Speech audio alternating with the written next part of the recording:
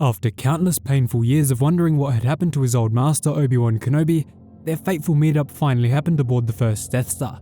The two battled it out like they did all of those years ago, but this time something had changed. Vader could feel that Obi-Wan was not the same Jedi he once was. He was weaker, more frail, and almost willing to leave the living force in favor of the cosmic force, something Vader could never fathom doing. And then something happened which terrified Vader to his core and left him haunted for weeks after the fight. So what happened? Remember to subscribe and leave a like, and let's break it down. For so many years after Anakin Skywalker was encased into a metal suit and turned into the machine known as Darth Vader, he had worried deeply about his next encounter with Obi-Wan should it ever come. Almost every waking moment of Vader's life was split between three main things. 1. Finding the key to bring Padme back to life. 2. Delving deep into the dark side and serving his master. And number 3. Replaying that fight on Mustafar in his head and thinking of ways he could have beaten Kenobi. He was just plain angry that he managed to lose to Obi-Wan when he knew he was a better fighter. A more agile opponent who was more powerful than anyone could ever imagine. He was told for years by the Jedi Council and the other Jedi generals in the Clone Wars, and most ominously, the Chancellor himself, that he was the chosen one who would save the galaxy from any threat that could come against it. This made the Sith Lord arrogant and confident in any encounter, which ultimately led to his downfall on Mustafar, refusing to see that Obi-Wan had the high ground. This played a part in his next encounter with Kenobi in the ObiWan show, but Vader wasn't fulfilled yet. The dark side of the Force was telling him that another duel would come sooner than he might think. His years of preparation and meditation into the dark side of the Force was all preparing him for that one final showdown with his once great master. But what would await him when he eventually did get to that fight would shake Vader to his core, although he didn't yet know it. And that leads us onto the battle aboard the Death Star. There was a very good reason that Darth Vader held his sword at guard for so long, slowly poking away at Kenobi to get an idea of how strong he might now be. As soon as the two locked their red and blue sabers for the fight, all of Vader's worry, concern, and years of preparation melted away. The Dark Lord realized that he was far too powerful for the old wizard by now. Kenobi's time had passed, and Vader was ready to bask in victory. The dark side rose inside of Vader, and he used it to his fullest potential to predict every single move of his old master, confident as he had ever been. Right after this though, things took a rapid turn. The two hear a distant voice calling out to Obi-Wan from the outside dock of the battle station.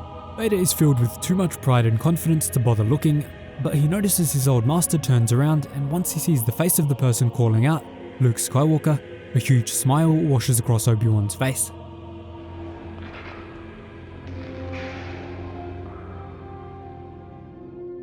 At that exact moment, all of Vader's pride, confidence, and arrogance immediately melted away. The Sith Lord was now worried. He believed he was falling victim to some kind of trick by Kenobi. Regardless of this, the fight continued on, and Vader took the upper hand, with Kenobi retreating back and pretty much just giving up in Vader's eyes.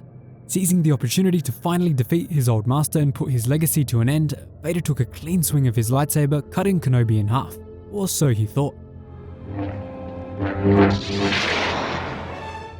Vader felt a rush of joy swim through his body, knowing that his master would never be a threat to him ever again. He had finally completed his revenge for those horrible events on Mustafar all those years ago. The dark side began to swell in Darth Vader more strongly than it ever had before, but as the minutes passed, this joy and dark pride was replaced by dread. His victory soon turned to horror and fear. He soon noticed that his old master had not been cut in half, but had completely disappeared, leaving only his old robe. The Dark Lord kept replaying the same events in his head over and over and over again in a panic, wondering how this could be possible. Vader was so confused and shocked by this that he even thought this could be some sort of Jedi mind trick or illusion by his old master, one that Kenobi never taught him. Doing thousands of rapid calculations in his head, Vader believed that this was a trick only capable of being performed by some of the most powerful and skilled Jedi Masters, and he soon realized that Obi-Wan must not have taught him everything he knew. Did Obi-Wan hold back his most important and powerful teachings in the Force? Of course he didn't, but this is exactly the way a Sith Lord like Darth Vader would think. As Vader left the scene of the fight, he remained horrified and worried, but there was nothing more he could do at this point. Moving on to the time where the Death Star was getting closer to the Yavin system, Vader began to meditate on what may have happened in that fight with Kenobi. By doing this, he was humbled by the Force and forced to recognize that he underestimated its power and potential.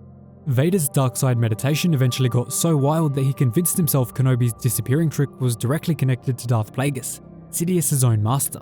He believed that somehow Plagueis had in fact passed down the knowledge to cheat death, and that somehow Obi-Wan gained a hold of these teachings. Well, unfortunately for Vader, those who pass into the cosmic force when their souls are aligned to the dark side can only remain in the physical world if they are attached to an object or an artifact of great importance. This was seen with the helmet of the ancient Sith Lord Darth Vader. Despite having cracked the key to immortality that so many Sith before him had tried to find, he wasn't all that free to utilize it. The spirit of Momin was bound to his helmet for all of eternity, only ever able to emerge when another living being summoned him out, just like Vader did in the 2017 Darth Vader comics. And there is also some weird stuff with the Grand Inquisitor kind of coming back, kind of not. That's in the Darth Vader comics, and I'll cover that in a video if you want to see it, but who doesn't love the Grand Inquisitor? Obviously, what Darth Vader didn't realize was that Qui-Gon Jinn, his old mentor from all of those years ago, had imparted the knowledge and wisdom to become a Force ghost onto both Yoda and Obi-Wan. Qui-Gon actually served as Yoda's master while he was in exile on Dagobah for so many years. He served as the temporary master and spiritual guide of Yoda, helping him to transcend into the cosmic force. Now, in the weeks following this, Vader basically went crazy. He was paranoid, jumping at every little crash or bang, and if he had any hair left, he would be ripping it all out. The Sith Lord was terrified that Obi-Wan would eventually return from this little Jedi trick, and somehow come back to ambush Vader at the worst time. He was scared that Kenobi wanted to finish the job that he never could on Mustafar, even if it meant using the dirtiest of tricks. This led him into a deep and dark state of constant meditation inside of his chamber. He plunged himself so deeply into the dark side looking for answers, boosting all of his pain, anger and regrets.